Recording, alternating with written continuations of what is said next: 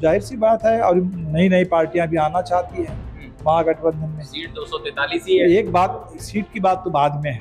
अगर पार्टियां आना चाहती हैं, इससे क्या संकेत मिल रहा है? इससे संकेत मिल रहा है कि एनडीए तरफ कोई नहीं जाना चाह रहा। लोग इधर आना चाह रहे हैं कि बिहार में हवा इंडिया के पक्ष में है। 20 साल के बाद जनता उठ चुकी है, जनता को बदलाव चाहिए। कि पैसे का संकट नहीं है। सवाल है कि सारे लोग तो कह रहे हैं डबल इंजन की सरकार है, तो क्या आप दूसरे राज्यों में जो दे रहे हैं, घोषणा कर रहे हैं, कहाँ से देते हैं?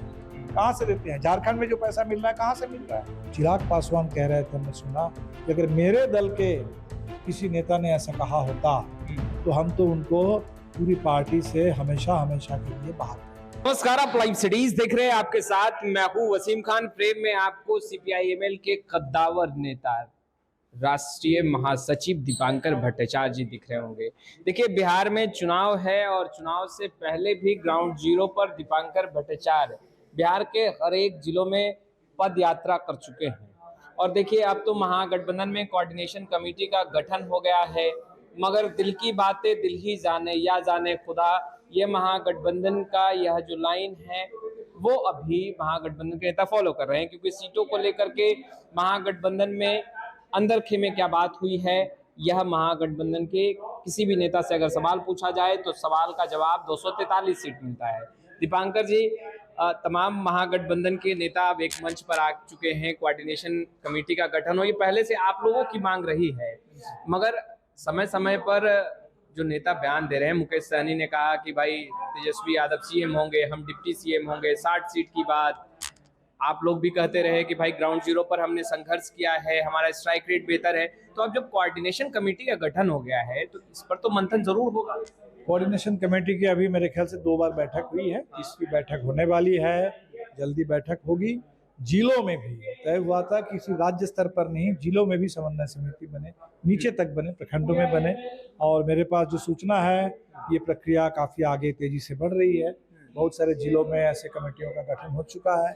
20 तारीख हड़ताल की घोषणा थी, 20 मई को हमारी पूरी तैयारी थी इंडिया गठबंधन की ओर से हड़ताल के समर्थन में उतरने की, लेकिन अब वो हड़ताल स्थगित होकर के 9 जुलाई को होने वाली है। तो 9 जुलाई के हड़ताल के लिए तो बिल्कुल हम लोग तैयारी करेंगे, लेकिन इसी बीच में जो पूरे बिहार में जैसे महिलाओं के बड़े सवाल हैं, अभी नीतीश जी का प्रचार चल रहा है महिलाओं के बीच में, लेकिन महिलाओं में काफ़ी नाराज़गी है, क्योंकि सरकार ने जो कुछ कहा काम नहीं हुआ। तो महिलाओं के बीच में बड़े पैमाने पर हम लोग भी जा रहे हैं। महिला अदालत जिलों में लग रहा है, महिला अदालत लग रहा है। और जो 2,500 रुपये हम लोगों ने घोषणा की है कि इंडिया गठबंधन की सरकार बनेगी, तो झारखंड की तरह बिहार में भी बिहार के महिलाओं को 2,500 रुपये उनको महीने में मिलेंगे। इस सवाल पर बातें हो रही है। हमारी ये मांग भी है कि महिलाओं के लिए सस्ता जो है मिनिमम इंटरेस्ट पर या इंटरेस्ट फ्री उनको लोन मिले, बिहार के लोगों को मिले, बिहार के दलित बहुजन समाज को मिले। हम इसके लिए लड़ रहे हैं, काम कर रहे हैं। 2500 रुपये देने की जो बात आप लोगों ने ऐलान किया है उस पर तो हम बात करेंगे, क्योंकि सवाल उस पर भी उठ रहा है। मगर अभी जो सीटों का फॉर्मूला है, हालांकि आप लोग 243 का ही अब राग अलाप रहे हैं कि 243 पर हम चुनाव लड़ रहे हैं, यानी इंडिया गठबंधन लड़ रही है। कुछ गणित तो तय होगा, कुछ बिंदु तो तय होंगे कि सीटों का बंटवारा इस बिंदुवार तरीके से ही होगा, जैसे ग्राउंड जीरो पर कौन संघर्ष कर रहा है। पिछला बार स्ट्राइक रेट दोनों ही चुनाव, लोकसभा और पिछले विधानसभा का भी देखा जाए, कुछ तो बिंदु होंगे जिस पर ये सीटों का बंटवारा होगा। बिल्कुल बिल्कुल, इसमें एक तो पार्टियां हैं, पार्टियों का प्रदर्शन हुआ है, 20 में भी हुआ है, 24 में भी हुआ है।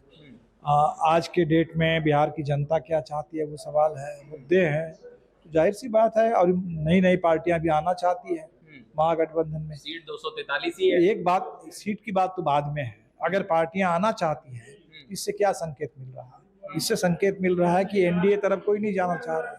लोग इधर आना चाह रहे हैं कि बिहार में हवा इंडिया के पक्ष में है। 20 साल के बाद जनता उठ चुकी है, जनता को बदलाव चाहिए। नीतीश जी अब उस स्थिति में ही नहीं है सरकार चलाने की। तो तब तक तो जब तक नीतीश जी थे, फिर भी लोगों को लगता था, नीतीश जी कहते थे कि हम 3C के साथ कंप्रोमाइज़ नहीं करेंगे, कम्युनलिज्म, करप्शन, पूरे बिहार में उसके साथ कंप्रोमाइज़ नहीं करेंगे। लेकिन अब जब नीतीश जी आगे चल करके नहीं रहेंगे, तो सब लोगों को लग रहा है कि जो नारा दे रहे हैं वो तो झूठा नारा है कि 26 से 30 फिर से नीतीश जी को सामने रख करके भाजपा खेल खेल रही है।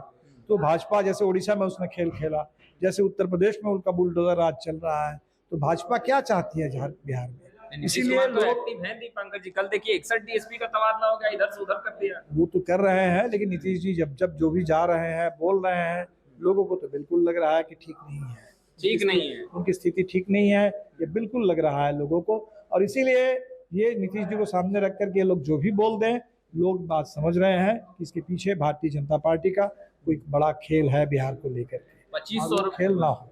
2500 रुपए का आप लोगों ने ऐलान किया कि महिलाओं को हर महीने उनके खाते में 2500 जाएगा। एनडीए के नेता कह रहे हैं कि वो पैसा आप लोग कहाँ से लाएंगे?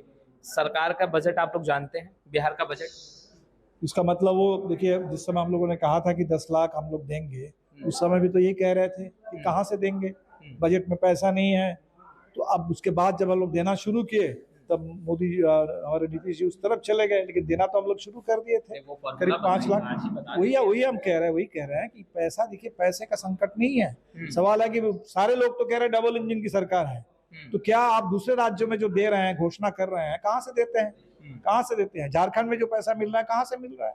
ये सवाल है कि अगर सरकार के पास खजाना है, सारे टैक्स के पैसे सरकार के पास जाते हैं, सवाल तो प्रायोरिटी का है। अगर किसी भी सरकार के लिए ये प्रायोरिटी है कि हमारे महिलाओं को कम से कम कुछ राहत मिले, तो इस समय सबसे ज्यादा महंगाई की मार महिलाओं के ऊपर, बिजली बिल का बोझ महिलाओं के ऊपर, कर्ज का बोझ महिलाओं के ऊपर। आप कोई पेंशन देते हैं 400 रुपए, उसका कोई मतलब नहीं है आज के डेट में। 6000 रुपए सरकार खुद मानती है कि महागरीबी रेखा है, और बिहार में आप 1650 रुपए रसोईया महिलाओं को देते हैं। ये तो सरकार का राजनीतिक इच्छा शक्ति का सवाल है।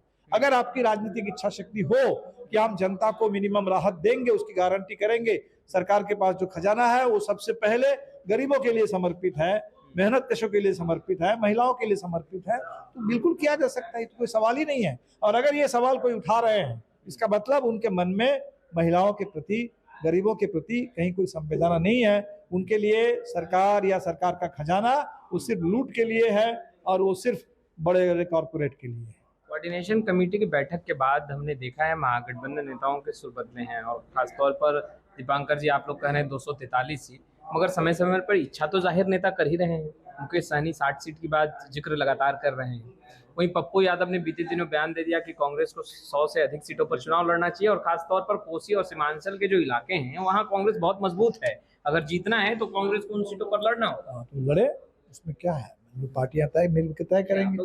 अभी नहीं, सवाल ये है कि अभी हमारे सामने जो सवाल है, हमारे सामने सवाल है कि 2 बार जो चुनाव हुए, उस चुनाव में दक्षिण बिहार का जो प्रदर्शन रहा वो उत्तर में हो नहीं पाया, ना कोसी में हो पाया, ना मिथिला में हो पाया, ना चंपारण के इलाके में हो पाया। इसीलिए हम तो चाहते हैं कि उत्तर बिहार में बेहतर प्रदर्शन हो, और बेहतर प्रदर्शन के लिए बिल्कुल वहाँ कांग्रेस की मजबूती चाहिए, राजद की मजबूती चाहिए, वामपंथियों की, माले की मजबूती चाहिए। और इसीलिए हम लोगों ने कहा कि इस बार चुनाव में जो भी सीट का आवंटन होगा, हमें उम्मीद है कि वो बिहार में, ताकि सबको पूरा बहुमत मिले, सबको जगह मिले, इस हिसाब से तय होगा। और जो नेता इधर उधर बोल रहे हैं, हम उस पर हमें कोई टिप्पणी नहीं करनी है। लोगों के पास कोई जानकारी होगी बोल रहा है, मेरे पास कोई जानकारी है नहीं।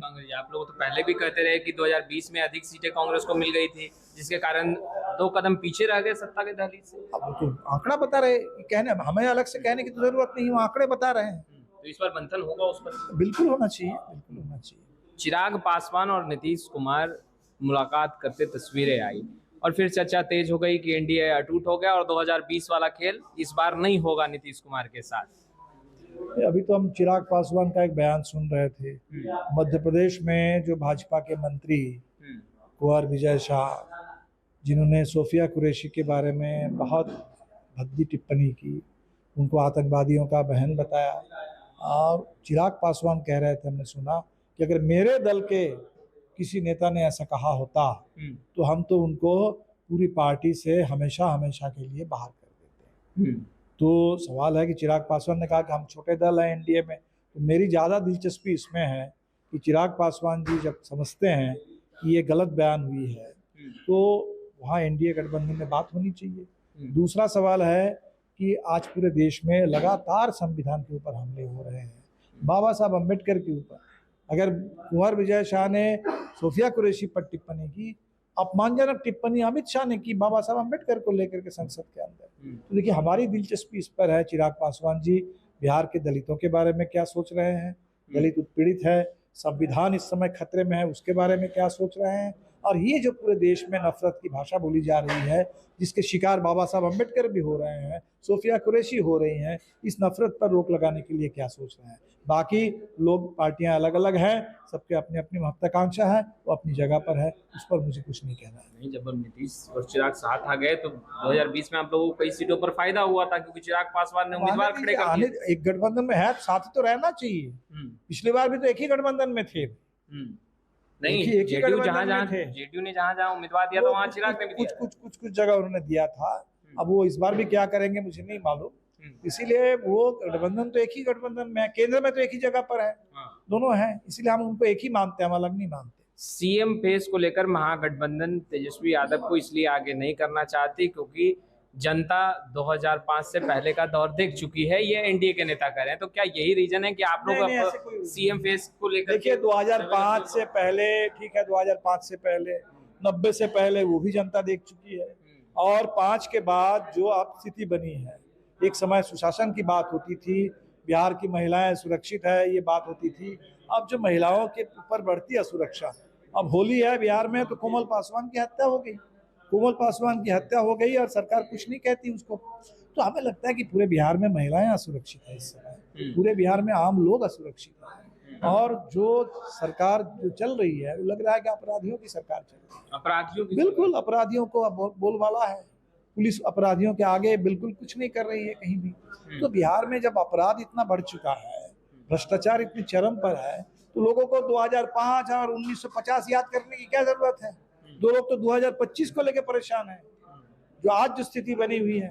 इसीलिए लोगों को खतरा जो दिखाना चाहते हैं कि वो समय लौट आएगा, जो आज हो चुका है, जो बिहार जहां पहुंच गया है, लोग तो यहाँ से बिहार को बाहर निकालना चाहते हैं। तो हम तो चाहते हैं कि बिहार एक बदलाव के रास्ते पर आगे बढ़े, बेहतरी के रास्ते पर आगे बढ़े, और जो इससे भी बड़ा खतरा भारतीय जनता पार्टी की जो साजिश है, बिहार को उत्तर प्रदेश की तरह, उड़ीसा की तरह अपने हाथ में लेकर के, महाराष्ट्र की तरह अपने हाथ में लेकर के, यहाँ पता नहीं अगर भारतीय जनता पार्टी क्या करना चाहती है। अभी तक तो नीतीश जी के कंधे पर बंदूक रख करके चला रही थी, और अब अपने हाथ में बंदूक लेकर के बिहार को क्या बना देंगे।